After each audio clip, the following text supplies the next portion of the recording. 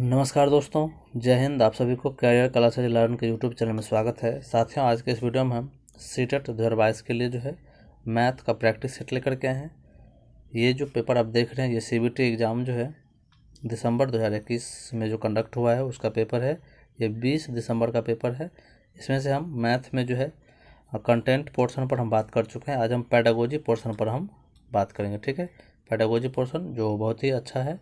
इसमें 15 नंबर का आपको पेडागोजी रहता है और इसमें अगर आप अच्छे से पढ़ लें तो आप 15 में 15 स्कोर कर सकते हैं। ठीक है, पेडागोजी पोर्शन की हम बात कर रहे हैं।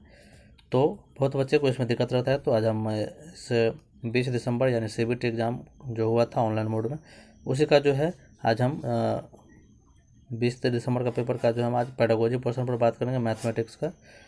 अगर चैनल पर नए हैं तो चैनल को सब्सक्राइब कर ले। इस पर आपको बेहतरीन ढंग से सीटेट की तैयारी करवाई जाती है। 100 रिटेन नोट्स दिया जाता है और साथ में प्रैक्टिस सेट भी आपको करवाया जाएगा। ठीक है, प्रत्येक सब्जेक्ट का। तो चलिए आज का सेशन स्टार्ट करते हैं। तो हम इसमें कंटेंट पोर्शन पर हम बात कर चुके थे, वो वीडियो लिंक डिस्क्रिप्शन में है, वहाँ से देख सकते हैं। आज हम पेडागोजी पर हम चर्चा करेंगे एकदम बेहतरीन ढंग से, एकदम बेसिक से। ठीक है, तो यहाँ पर 46 नंबर क्वेश्चन आप देख रहे हैं, यहाँ से पेडागोजी स्टार्ट है। गणित के शिक्षण अधिगम में निम्नलिखित में से कौन सा लक्षण रचनात्मक प्रक्रिया का नहीं है? यानी कि कंस्ट्रक्टिव प्रोसेस का जो है नहीं है। कंस्ट्रक्टिव प्रोसेस यानी रचनात्मक प्रक्रिया एक ऐसी प्रक्रिया जिसमें बालक क्या रहता है, जागरूक रहता है, सक्रिय रहता है, खुद से करके सीखता है। ठीक है, रचनात्मक प्रक्रिया में तो वही बोल रहा है कि इसमें कौन सा जो है नहीं है, उसका प्रक्रिया लक्षण जो है नहीं है।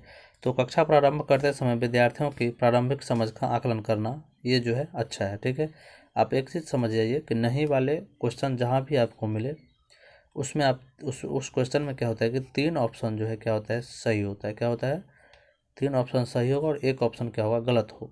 ठीक है, और जहाँ पे उपयुक्त ढूंढने के लिए क्या हो, सबसे उपयुक्त, तो उसमें क्या होता है कि जो आपको सबसे बेटर रहता है वो ढूंढना पड़ता है। ठीक है, और नहीं वाले में सीधा 3 ऑप्शन सही होगा और एक गलत होगा। ठीक है, और यहाँ पर देख लीजिए पहला ऑप्शन सही है। दूसरा देखिए, अंतर्दर्शी हलों को प्रोत्साहित करना। अंतर्दर्शी हल को प्रोत्साहित करने के इसमें बालक क्या करता है, मतलब अमूर्त रूप से कोई चीज़ को सोचता है।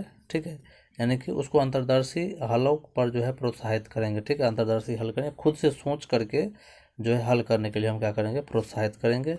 यानी कि सवालों को जो है दे देंगे एक जो ऐसा सवाल देंगे जिस पर जो है क्या करे, वो चिंतन कर सके, मनन कर सके, ऐसा सवाल, यानी अंतर्दर्शी हल को हम हलों को प्रोत्साहित करेंगे। ठीक है, तो इनमें संज्ञानात्मक संघर्ष के लिए अवसर प्रदान करेंगे। ठीक है, संज्ञानात्मक संघर्ष के लिए हमें अवसर देंगे बच्चों को, और जितना अवसर देंगे बच्चों को उतना वो बच्चा करके ज़्यादा सीखेगा। ठीक है, अगला है समस्या समाधान के लिए निर्धारित तरीका अपनाने को प्रोत्साहन। निर्धारित तरीका नहीं, मतलब ऐसा उसको अवसर देंगे जिसमें वो विभिन्न तरीका जो है अपना सके। ठीक है, कोई एक समस्या को हल करने के लिए वो विभिन्न तरीका अपना सके, इसके लिए हम प्रोत्साहित करेंगे। ठीक है, तो ये ऑप्शन गलत है, 4 नंबर।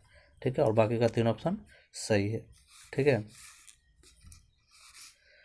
चलिए आगे देख लीजिए। अगला क्वेश्चन है, बहुत ही अच्छा क्वेश्चन है। यहाँ पर देख लीजिए, मुक्तांत और बंदंत वाला है, बहुत ही अच्छा है। गणित की कक्षा में अध्यापक ने निम्नलिखित प्रश्न पूछे। पहला देख लीजिए, 2 संख्याएं ज्ञात कीजिए जिसका योग 8 है। ठीक है, 2 संख्याएं ज्ञात कीजिए जिसका योग 8 है। उस त्रिभुज को खींचिए जिसका परिमाप क्या है, 50 सेंटीमीटर है। ठीक है, और सी में है 25 के गुणनखंड क्या है, 25 के गुणनखंड क्या है। ठीक है, उसके बाद है परिमाप की परिभाषा दीजिए। परिमाप की परिभाषा दीजिए, यानी चारों भुजाओं का, सभी भुजाओं का योग क्या होता है, परिमाप होता है। ठीक है, या चारों साइड का योग क्या होता है, परिमाप होता है। ठीक है, तो यहाँ पर आप देख लीजिए 2 संख्याओं का योग आप क्या कर सकते हैं, 2 + 6 भी लिख सकते हैं, 5 + 3 भी लिख सकते हैं, 1 + 7 भी लिख सकते हैं, 8 के लिए 4 + 4 भी लिख सकते हैं। अभी अलग अलग तरीक़ा से आप लिख सकते हैं। तो ऐसे प्रश्न जिसको आप अलग अलग तरीक़ा से बना सकते हैं उसको होता है मुक्त अंत का प्रश्न। क्या होता है, मुक्त अंत वाला प्रश्न। ठीक है, और जिस प्रश्न का उत्तर आप एक ही तरीक़ा से दे सकते हैं वो होता है बंद अंत वाला प्रश्न। जैसे परिमाप है, परिमाप की आप एक ही परिभाषा दे सकते हैं। ठीक है, कि सभी भुजाओं का योग परिमाप होता है, या सभी चारों तरफ के योग को हम परिमाप कहते हैं। अगला है 25 के गुणनखंड क्या है। तो 25 के गुणनखंड फिक्स है कि क्या होगा, 1 से कटेगा या 5 से कटेगा। ठीक है, बस 25 जो है और 25 से कटेगा, ठीक है, बस इसी सब से कटेगा। ये फिक्स है कि यही इसका जो है गुणनखंड होगा और कुछ भी नहीं हो सकता है, ठीक है।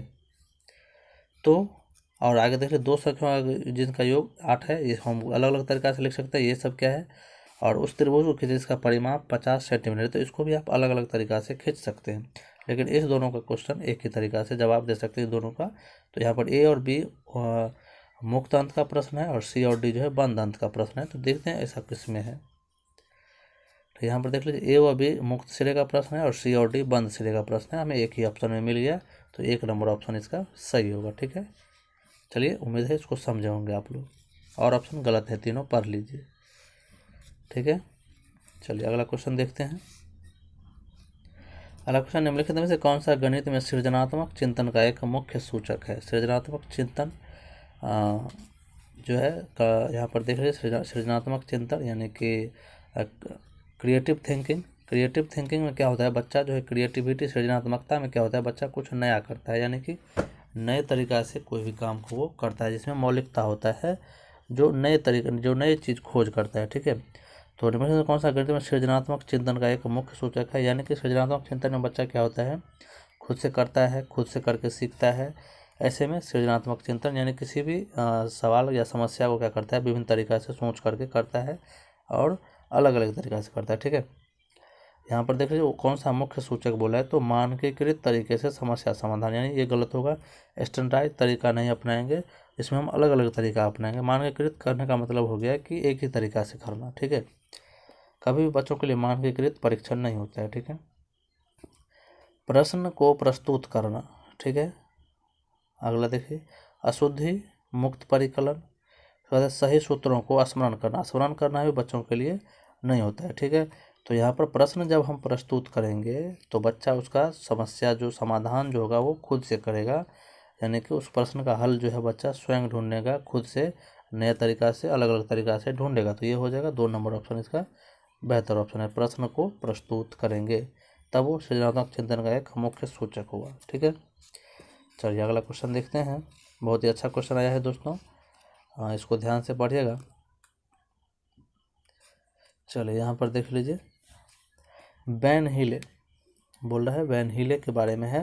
वैन हीले के त्रिविमीय या दिक् स्थान या ज्यामितीय समझ के अनुसार, या पे त्रिविमीय भी दे सकता है आपको, ज्यामितीय समझ भी दे सकता है। वैन हीले का ज्यामितीय सिद्धांत और या फिर वैन हीले का त्रिविमीय सिद्धांत, ठीक है, के अनुसार जो है किस स्तर पर बच्चे की यह स्वीकार करने की संभावना अधिक है कि वर्ग एक आयत है। क्या है, कि वर्ग एक आयत है, ठीक है। ये संभावना किस में होगा। अब सबसे पहले वैन हीले को समझिए। वैन हीले जो है ज्यामितीय सिद्धांत दिया है कि बच्चा जो है किस तरह से जो है ज्यामिति सीखता है। जब हम बचपन में थे तो हम अलग अलग तरीक़ा से क्या करते थे, ज्यामितीय आकृति को हम समझते थे। तो कैसे समझते थे वो आज आप समझिए। उस टाइम में तो हमें नहीं पता था, लेकिन अब पता होगा कि हम लोग किस तरह से समझते थे। तो सबसे पहले वैन हीले के ज्योमेट्री जो प्रिंसिपल जो है उनका जो है 5 स्तर है, ठीक है। वैन हीले नीदरलैंड के रहने वाले थे, याद रखिएगा कहाँ के थे, नीदरलैंड के रहने वाले थे वैन हीले, ठीक है। और जो है गणितज्ञ थे, ठीक है। बालक ज्यामिति को कैसे सीखता है इसी पर जो है उन्होंने बात की और इसको लेकर के उन्होंने 5 स्तर दिए। क्या दिए, 5 स्तर दिए, ठीक है। स्तर 1 जो है 0 है, ठीक है। स्तर 1 पहला जो स्तर है वो स्तर 0 है, यानी कि दृश्यकरण यानी कि विजुअलाइजेशन। क्या होता है, विजुअलाइजेशन, ठीक है। दूसरा स्तर जो है वो है स्तर 1, यानी कि इसका नाम है विश्लेषण यानी कि एनालिसिस। क्या है, एनालिसिस। उसके बाद तीसरा स्तर 2 जो है ये संबंध है। क्या है, संबंध, या फिर इसको आप इनफॉर्मल डिडक्शन भी बोल सकते हैं। क्या, इनफॉर्मल डिडक्शन। उसके बाद है 4 में स्तर 3 जो है निगमन यानी कि फॉर्मल डिडक्शन, ठीक है, यानी कि औपचारिक निगमन, और ये है अनौपचारिक निगमन, ठीक है। इसको संबंध भी बोल सकते हैं और इसका दूसरा नाम निगमन है, ठीक है। और लास्ट में जो है 5वां जो है वो रिगर है। क्या है, दृढ़ता। क्या है, दृढ़ता यानी कि रिगर। ये 5 स्तर जो है वैन हीले दिए हैं, जिसमें से आपको ये 3 स्तर जो है ये प्राइमरी लेवल का है और बाकी का ये 2 जो है अपर लेवल का है, ठीक है। ये याद रखिएगा, प्राइमरी लेवल का ये 3 है, ठीक है। ये 3 जो है प्राइमरी लेवल में आ जाता है, जो प्राइमरी लेवल में पूछता है, ठीक है। और इसमें प्राइमरी लेवल के बच्चे भी आते हैं और ये अपर लेवल के बच्चे इसमें हो जाते हैं। ठीक है, अब समझिए इस प्रत्येक को जो है स्तर 0 समझिए, मतलब दृश्यकरण या चाक्षुषीकरण या फिर इंग्लिश में विजुअलाइजेशन को समझिए। इसमें बच्चा क्या करता है, जैसे आप बच्चे को बोलते हैं कि ये देखो ये क्या है, ये वृत्त है, क्या है ये वृत्त है, तो बच्चा क्या बोलेगा, क्या सर हमको क्या पढ़ा रहे हैं, ये वृत्त थोड़ी ना है, ये क्या है, रुपया है, क्या है, रुपया है, या फिर ये तो रोटी है। क्या बोलेगा, सर ये वृत्त नहीं है, ये क्या है, ये तो रोटी है, ये रुपया है। जो उसको गोल दिखे, ये तो हमारे जो है शीशी का ढक्कन है, इस तरह से वो बोल देगा। ठीक है, ठीक है, इस तरह से वो समझेगा। ऐसे करके वो मतलब क्या करता है, ऐसे समझिए कि दृश्यकरण में या फिर विजुअलाइजेशन में क्या करता है बच्चा, किसी भी चीज़ को मतलब किसी भी आकृति को समझने के लिए वो दैनिक जीवन की वस्तुओं से जोड़ करके उसको सीखता है। क्या करता है, किसी भी आकृति को समझने के लिए वो दैनिक जीवन की वस्तुओं से जोड़ करके उसको सीखता है। जैसे अगर आप उसको आयत पढ़ा रहे हैं, आयत बदला ये मतलब रेक्टेंगल का चित्र दिए कि ये क्या है, तो बच्चा बोलेगा क्या, ये सर ये तो माचिस है। क्या बोलेगा, माचिस है, या फिर हमारा औजार बक्स है, बच्चा बोल देगा सीधा, या फिर हमारा जो है क्या है, बक्सा है, घर का पेटी है। इस तरह से वो समझेगा। ठीक है, तो किसी भी ज्यामितीय आकृति को जब बच्चा दैनिक जीवन की वस्तुओं से जोड़ करके सीखता है किसी दूसरे चीज़ को, अभी इसमें वो नाम नहीं सीख पाएगा। ठीक है, क्या करेगा, वो नाम नहीं सीख पाएगा, अपने दैनिक जीवन की वस्तुओं से जोड़ करके वो सीखेगा। ठीक है, कि ये रुपया है, ये हमारा बक्सा है, ये पेटी है। ठीक है, इस तरह से वो सीखेगा। ठीक है, ये वृत्त का मतलब गोला है, वृत्त वृत्त को समझेगा वो, या फिर सर्कल को क्या करेगा समझेगा वो, रुपया समझेगा या रोटी समझेगा। ठीक है, इसी तरह से और जो है बहुत सारी आकृति है जिसको आप उसको समझा सकते हैं। जैसे अगर बेलन को समझा रहे हैं, बेलन की आकृति दिखा रहे हैं, ठीक है, तो बेलन की आकृति जब उसको दिखाएगा तो वो क्या समझेगा, वो जो समझेगा क्या है कि सिलेंडर है, क्या है, घर का सिलेंडर जो होता है उसी तरह से होता है, बेलन की तरह होता है। ठीक है, तो इस तरह से वो क्या करता है, इस चीज़ को समझता है। समझ गए, तो पहला स्तर समझ गया, उम्मीद है इसको समझे होंगे कि बच्चा अपने दैनिक जीवन से जोड़ करके सीखता है। ठीक है, स्तर 2 है विश्लेषण।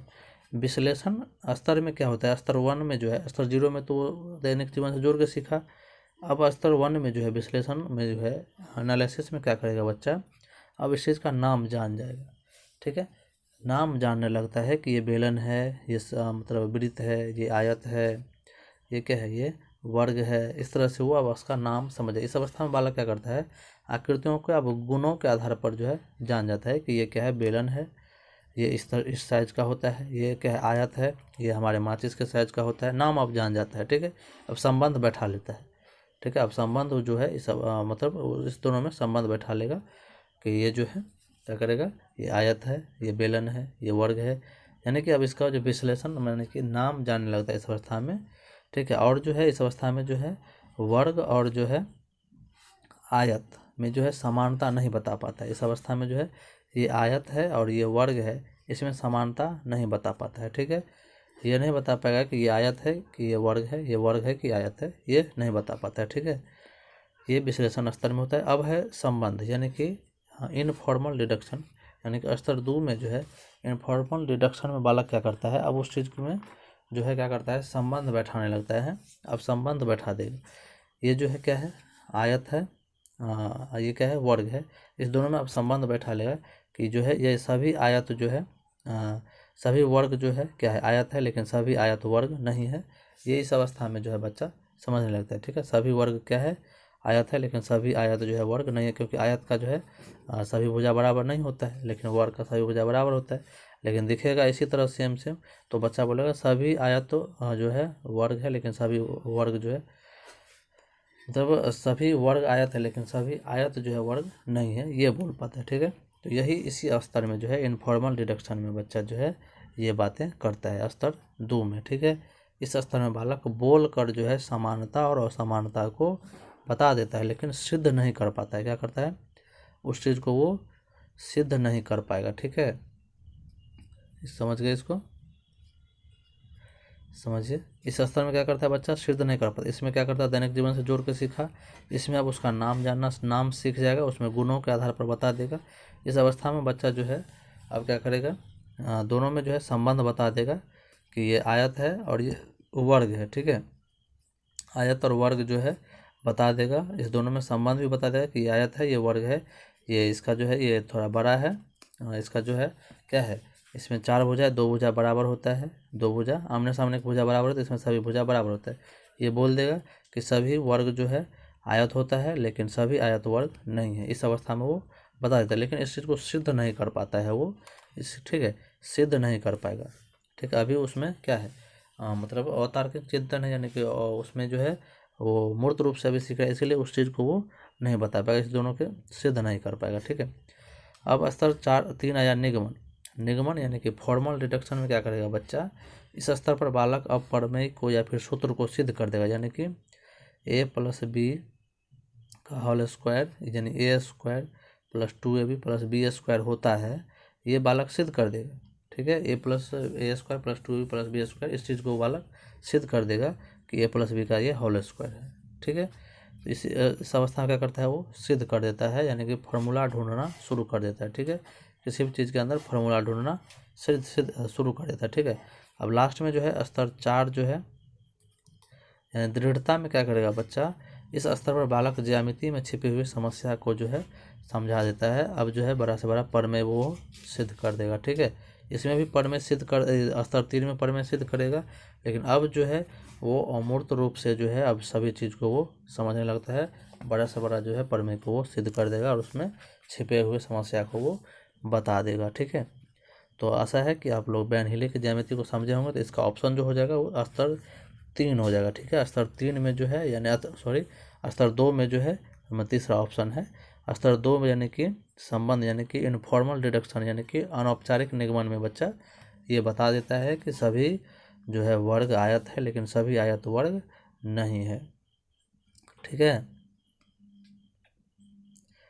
चलिए अब अगला देखते हैं। अगला क्वेश्चन देख लीजिए, अगला है कि निम्नलिखित में से किसको पूर्ण संख्याओं के योग तत्समक के रूप में लिखा जा सकता है। योग तत्समक के रूप में लिखा जा सकता है, तो योग तत्समक आप लोग समझते होंगे। ठीक है,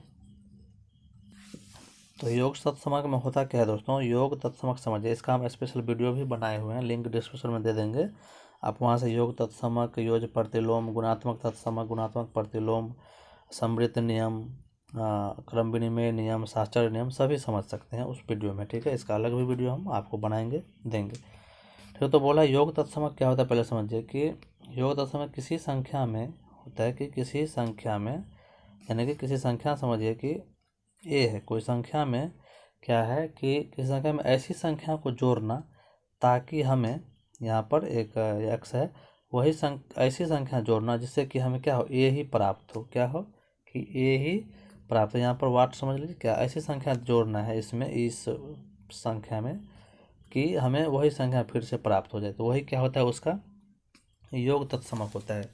ए का योग तत्समक क्या होगा, तो ऐसी संख्या इसमें जोड़ेंगे जो हमें ए ही प्राप्त करके दे, ए ही दे, तो फिर वो क्या होगा उसका योग तत्समक होगा। ठीक है, तो अगर आप 1 में जो है 0 जोड़ते हैं तो क्या होता है 1 प्राप्त होता है, 10 में अगर 0 जोड़ते हैं तो क्या होता है 10 प्राप्त होता है, अगर 10 में जो है 1 जोड़ते हैं तो क्या होता है 11 हो जाता है, तो वही संख्या हमें नहीं मिला, यानी कि 1 जो है इसका ऑप्शन नहीं होगा, 1 जो है योग तत्समक नहीं है। ठीक है, स्वयं संख्या अगर 1 हम लिए और 1 जोड़े तो 2 हो जाएगा, ये भी फिर नहीं प्राप्त होता, ये भी नहीं होगा। संख्या का ऋणात्मक अगर लेते हैं, अगर हम 1 में से 1 घटाते हैं तो 0 हो जाता है, तो ये भी नहीं होगा, हमें वही संख्या नहीं ना प्राप्त हुआ। तो शून्य जो है दोस्तों किसी भी पूर्ण संख्या का योग तत्समक है। ठीक है, शून्य क्या है, किसी भी पूर्ण संख्याओं का क्या है योग तत्समक है। ठीक है, ये याद रखिएगा, पूर्णांक के लिए योग तत्समक क्या है 0 है। ठीक है, इतना समझ लीजिए। चलिए अब आगे देखते हैं।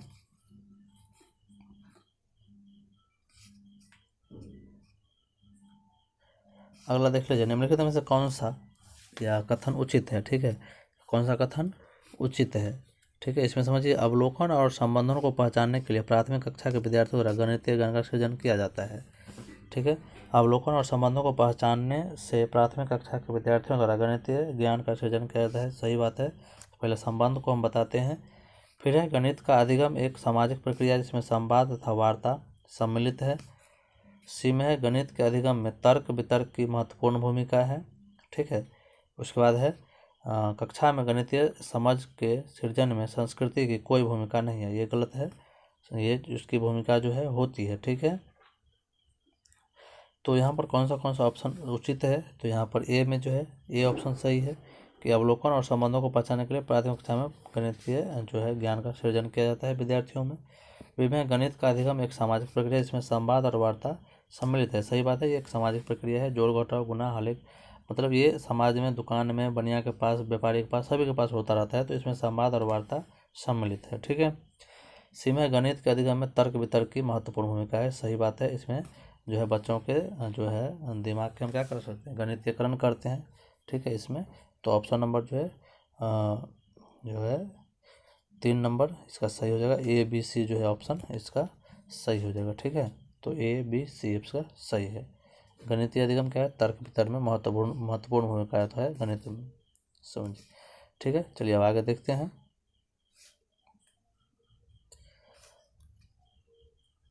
अगला है प्राथमिक स्तर पर ज्यामिति पाठ्यक्रम के विषय में निम्नलिखित में से कौन सा कथन सत्य है, ठीक है। सत्य है तो इसमें जो है देखिए कौन सा ऑप्शन सही है। तो ज्यामिति को 2 डायमेंशनल 2 आयाम आकृतियों जैसे वृत्त, वर्ग, त्रिभुज आदि की पहचान तक ही सीमित रखना चाहिए। ए बी में है उपयुक्त परिभाषाओं का परिचय देना चाहिए। और सी में है दिक् स्थान की अंतर्दर्शी समझ को विकसित किया जाना चाहिए। ये दिक् स्थान की यानी कि अंतर्दर्शी समझ, दिक् स्थान यानी कि समझिए ज्यामितीय समझ को हमें, अंतर्दर्शी समझ को हमें विकसित करना चाहिए, ठीक है।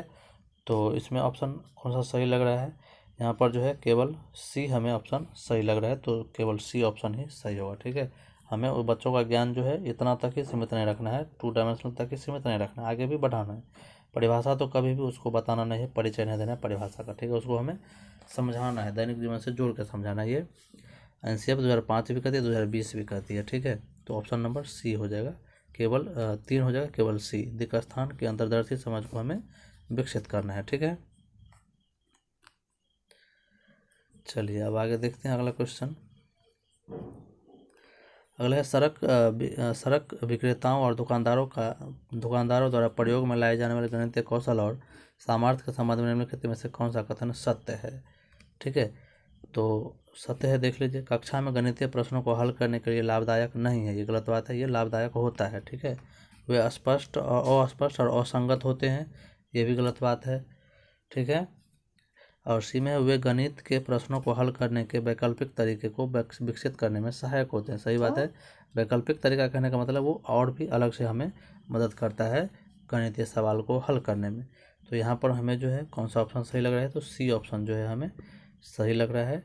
तो हम किसके साथ जाएंगे, केवल सी के साथ, यानी 4 ऑप्शन के साथ जाएंगे, ठीक है। तो ऑप्शन नंबर 4 इसका सही होगा। चलिए और आगे देखते हैं अगला क्वेश्चन। निम्नलिखित में से कौन सी क्रियाकलाप द्वारा विद्यार्थियों को त्रिविमीय विवेचन यानी दिक् स्थान संबंधी विवेचन विकसित होने की संभावना न्यूनतम है, ठीक है। यानी कि त्रिविमीय आकृति को समझने में जो है सबसे न्यूनतम संभावना कौन सी है, तो आंकड़ों को निरूपित करने के लिए चित्रलेखन खींचना, ठीक है। उसके बाद है 10 ग्राम पहेलियों का कार्य करना, ये तो जो है बहुत ही इम्पोर्टेंट है दोस्तों, त्रिविमीय समझ को विकसित करने के लिए 10 ग्राम। विभिन्न ठोस आकृतियों को नेट को पहचानना, ये भी सही है। दी गई आकृतियों को सममित अक्षरों को पहचानना, ये भी सही है। तो 1 नंबर ऑप्शन जो है इसका संभावना न्यूनतम है। आंकड़ों को निरूपित करने के लिए चित्रलेख खींचना, ये जो है इससे उतना ज़्यादा नहीं समझ पाएगा त्रिविमीय आकृति को, ठीक है। तो 74 का क्या हो जाएगा, ए नंबर ऑप्शन हो जाएगा, 1 नंबर। तो चलिए दोस्तों अब अगला सवाल देखते हैं। तो अगला सवाल यहाँ पर देख लीजिए, 55 नंबर है। यहाँ पर देख लीजिए कि 3 × 5 के गुणन का परिचय देने के लिए निम्नलिखित में से कौन सी विधि अति उत्तम है। क्या बोल रहे हैं कि कौन सी विधि अति उत्तम है। तो इसमें देख रहे हैं, पहला में कुछ वस्तुओं के 3 × 5 के आयताकार व्यूह की रचना का निर्माण कराना, बहुत ही अच्छा है। 2 में है उत्तर को पाने के लिए 3 और 5 के पहाड़ों का कविता पाठ कराना, ये हमें पाठ नहीं कराना है, 3 × 5 का जो है पाठ नहीं याद करवाना है, ठीक है।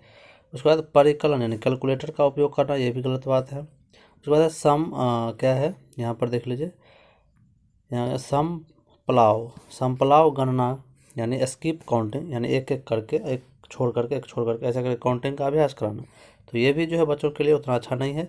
सबसे अच्छा जो है 1 नंबर ऑप्शन है कि कुछ वस्तुओं के 3 गुने 5 के आयताकार व्यूह की रचना कराना। जैसे गेंद लिए हैं तो 3 गेंद, 3 गेंद, फिर 3 गेंद, फिर 3 गेंद और फिर ऊपर 3 गेंद। इस तरह से देख लीजिए कि 3 गुने 5 का जो है आयताकार जो है बन गया, इधर 3 इधर 5।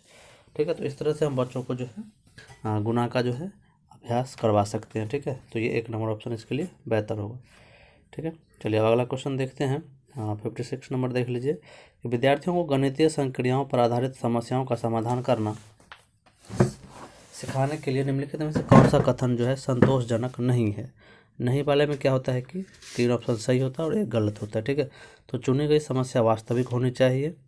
ठीक है, उसके बाद है छोटी संख्याओं वाले सरल उदाहरणों को पहले लेना, ये भी सही है। विद्यार्थियों को कलन विधि यानी एल्गोरिदम के चरण समझाने के लिए मूर्त सामग्री की सहायता लेनी है, सही बात है। हमें मूर्त सामग्री की क्या लेनी है, सहायता लेनी है।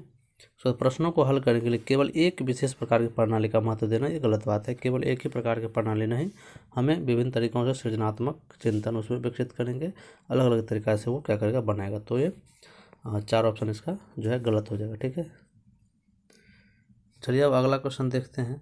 अगला क्वेश्चन देख लीजिए 57 में क्या है कि 57 में कहता है कि निम्नलिखित कथनों में से किस संख्या में 4 का प्रयोग गणन संख्या यानी कार्डिनल नंबर के रूप में प्रयोग हुआ है। कार्डिनल नंबर होता है एक दोस्तों ऑर्डिनल नंबर होता है। क्या होता है, एक जो है कार्डिनल और दूसरा जो होता है ऑर्डिनल, ORDINAL। ठीक है, तो कार्डिनल संख्या और ऑर्डिनल संख्या समझ जाइए, फिर आप इसको आसानी से समझ जाइएगा। ठीक है, तो कार्डिनल नंबर जो होता है यह गणन संख्या जिसको कहते हैं हिंदी में गणन संख्या। ठीक है, इसमें जो है क्या होता है कि कार्डिनल नंबर का प्रयोग जो है हम लोग गिनती में करते हैं। किस चीज़ में करते हैं, जो भी गिनती गिनने के लिए हम प्रयोग करते हैं उसमें हम कार्डिनल नंबर का प्रयोग करते हैं। और जो है ऑर्डिनल नंबर का प्रयोग जो है किसी भी वस्तु को या फिर चीज़ को क्रम में जब हम सजाते हैं, क्रम में रखते हैं, क्रम में रखने के लिए हम क्या करते हैं, ऑर्डिनल नंबर का प्रयोग करते हैं। ठीक है, और जो है कार्डिनल नंबर क्या होता है, तो 1 होता है, 2 होता है, 3 होता है, 4 होता है। इसको ऐसे 1 2 3 4 5 6 7 8 9 ये होता है, ये क्या होता है हमारा कार्डिनल नंबर है। ठीक है, और ऑर्डिनल नंबर यानी कि क्रमवाचक संख्या जिसको बोलते हैं क्रमवाचक, इसको गणन संख्या, उसको क्रमवाचक संख्या। ठीक है, या फिर क्रमसूचक संख्या। ठीक है, उसमें जो नंबर प्रयोग होता है जैसे होता है प्रथम। ठीक है, प्रथम के बाद होता है द्वितीय, प्रथम द्वितीय तृतीय, इस तरह से तृतीय चतुर्थ, उसका मतलब चौथा पाँचवा छठा सातवां आठवां, प्रथम द्वितीय तृतीय, उसके बाद चौथा पाँचवा छठा सातवां आठवां नौवां 10वां, ये सब क्या है, ये सब ऑर्डिनल नंबर है। क्या है दोस्तों, ये ऑर्डिनल नंबर है। ठीक है, इसको हम क्रम निर्धारित कर दें। ठीक है, जैसे उसका पहला स्थान आया है, इसकी मंजिल चौथी मंजिल पर है या फिर 10वीं मंजिल पर है। ठीक है, प्रतियोगिता में ये प्रथम स्थान लाया है। इस समय ऐसा नहीं होता है कि पहला स्थान लाया दूसरा स्थान लाया, होता है प्रथम या द्वितीय स्थान लाया है, तृतीय स्थान लाया है, चौथा स्थान लाया है, 5वां स्थान लाया है। ठीक है, तो यही इसमें ढूंढना है कार्डिनल नंबर और ऑर्डिनल वाला। उम्मीद है कि आप लोग इसको समझे होंगे। अब देखिए कार्डिनल नंबर जो होता है, कार्डिनल नंबर में जो है जब हम वहाँ लगाते हैं लास्ट में तो ये क्या बन जाता है, ऑर्डिनल नंबर बन जाता है। ठीक है, अपवाद में मात्र 3 है, प्रथम द्वितीय और तृतीय। ठीक है, प्रथम द्वितीय तृतीय क्या है, अपवाद में, यानी पहला दूसरा तीसरा अपवाद में है। उसके बाद जो है चौथा पाँचवा, पहला दूसरा तीसरा और चौथा क्या है, ये अपवाद है। उसके बाद पाँचवा छठा सातवां आठवां नौवां 10वां 11वां, इसे सब क्या है, इस सब में वहाँ लगा हुआ है, तो ये सब ऑर्डिनल नंबर हो जाता है। ठीक है, प्रथम पहला दूसरा तृतीय चौथा जो है ये सब क्या है, कार्डिनल नंबर है, ठीक है, ऑर्डिनल नंबर है। ठीक है, और 1 2 3 4 5 6 7 8 ये जो है क्या है, कार्डिनल नंबर है। ठीक है, तो यहाँ पर चौथी मंजिल पर मेरा कार्यालय है, ये और कार्डिनल नंबर का उदाहरण है। ठीक है, प्रतियोगिता में मेरा पुत्र चौथे स्थान पर है, ये और ऑर्डिनल नंबर का उदाहरण। ठीक है, चौथा अध्याय बहुत ही रुचिकर है इस पुस्तक का, तो यानी कि ये भी ऑर्डिनल नंबर है। ठीक है, या इस समारोह में 4 टीमों ने भाग लिया, तो ये क्या है, कार्डिनल नंबर है। ठीक है, समझ गए इसको। चलिए अब आगे समझते हैं अगला क्वेश्चन, इसको समझे होंगे उम्मीद है। अब आगे समझते हैं यहाँ पर देख लीजिए, बहुत ही अच्छा क्वेश्चन है। शुद्ध कथन को पहचानिए। बोल रहा है कि एक संख्या को दूसरी संख्या से गुणा करने पर उसका मान सदैव बढ़ जाता है। ये गलत बात है। कैसे? तो देख लीजिए, अगर हम 5 को जो है 6 से गुणा करते हैं तो ये क्या है, इसका मान 6 5 30 हो गया। लेकिन वही 5 को अगर हम 1 से गुणा करेंगे तो इसका मान क्या है, बराबर ही आ गया, यानी कि सदैव मान बढ़ा नहीं। अगर 5 को हम 0.5 से गुणा करते हैं तो क्या रहता है, इसको अगर करिएगा तो 5 दूना 10 और यहाँ पे 5/2 आ गया, यानी कि आधा हो जाएगा, 2.5 हो जाएगा, यानी कि कम हो गया मान। ठीक है, तो ये सदैव जो है सत्य नहीं है। ठीक है, अब दूसरा ऑप्शन समझिए, एक संख्या को दूसरी से विभाजित करने पर उसका मान सदैव जो है क्या है, कम हो जाता है। तो देखते हैं, अगर हम 8 को जो है क्या है 2 से भाग देते हैं, कितना होगा, 4 होगा, जो कि 8 से कम है, ये तो ठीक है। लेकिन वहीं पर अगर 8 को हम 0 से भाग करते हैं तो क्या होता है, 0 से भाग नहीं होता इसमें, सॉरी ये नहीं होगा। ठीक है, अगर हम जी फिर से अगर हम 8 को जो है क्या करेंगे कि भाग देंगे 0.2 से भाग देते हैं तो क्या होगा, यहाँ पर आ जाएगा 10, 2 चौका क्या आ जाएगा, 2 पंचे 10 आ जाएगा। ठीक है, 8/5, यानी कि ये तो कम हो गया। लेकिन अगर हम 8 को अगर यहाँ पर देख लीजिए, अगर 6 को हम गुणा करते हैं 0.5 से तो क्या होगा, यहाँ पर देख लीजिए 10 आया। ठीक है, तो 5 दूना 10 और 2 तिया 6। ठीक है, तो यहाँ पर जो है क्या, अब यहाँ पर मान कम हो रहा है। लेकिन अगर यहाँ पर यहाँ पर देख लीजिए 6 भागा 0.5 है, तो इसको अगर करते हैं 5 दूना 10 आता है, 2 तिया 6 हो जाता है। ठीक है,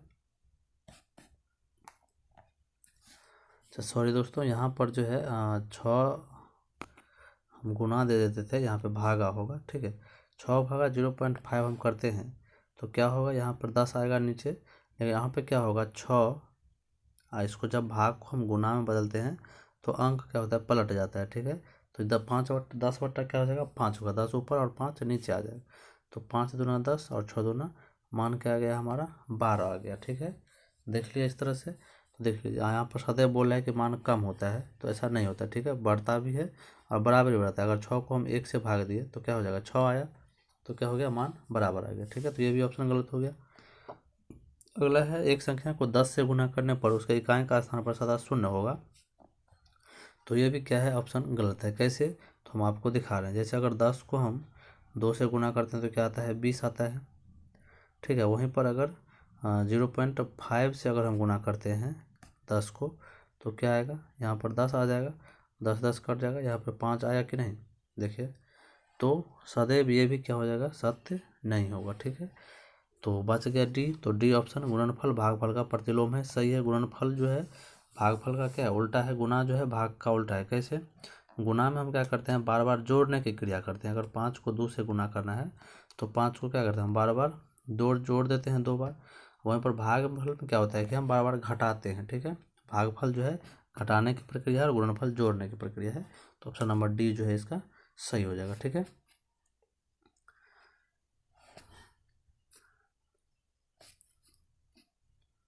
तो चलिए अब आगे बढ़ते हैं।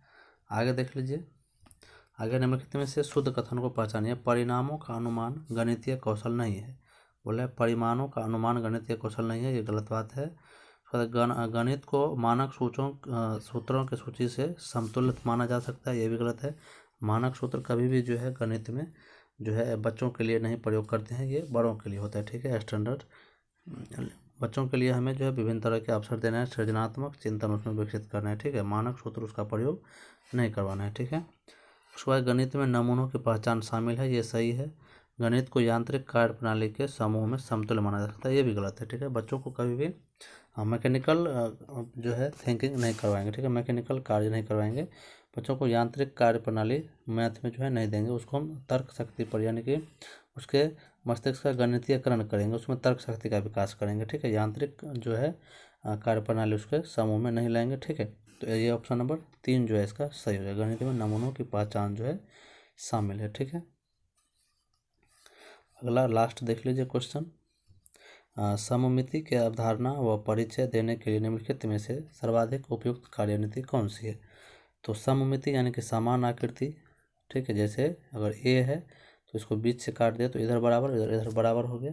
तो इसमें जो है सबसे अच्छा उपयुक्त कौन सा विधि है, तो बच्चों को पेपर मोड़ने वाले क्रियाकलाप कराएं, ये बहुत ही बेहतर है। अवधारणा की स्पष्ट परिभाषा दी जाए, गलत बात है, परिभाषा नहीं देंगे, एनसीएफ विरोध करता है इसका 2020, ठीक है। और 5वीं, बच्चों को वाद विवाद में सम्मिलित नहीं किया जाए, सम्मिलित किया जाए, ये भी ठीक है, लेकिन इससे जो है वाद विवाद में सम्मिति का जो है कोई लेना देना नहीं है। इसके लिए हमें चित्र दिखाना पड़ेगा, ठीक है, कि सम्मिति ऐसा होता है यानी इसके बराबर होता है, एक साइड के बराबर दूसरे साइड होता है, ठीक है। 4वें, बच्चों को वर्गों और आयतों के निरीक्षण के लिए प्रोत्साहित करना, ये भी नहीं होगा, ठीक है। तो 1 नंबर ऑप्शन इसका सही हो जाएगा। जैसे अगर ये पेपर है, पेपर को हम आधा से मोड़ेंगे तो क्या हो जाएगा, ये इससे बराबर हो जाएगा, ठीक है। तो ये सम्मिति का होता है, ठीक है। इस तरह से हम अक्षर लेकर के, लेटर लेकर के हम करवा सकते हैं बच्चों को, ठीक है। चलिए, उम्मीद है इसको समझे होंगे। अगले वीडियो में मिलते हैं फिर। आज के लिए इतना ही। वीडियो अच्छा लगे तो लाइक, सब्सक्राइब और शेयर जरूर करें। धन्यवाद।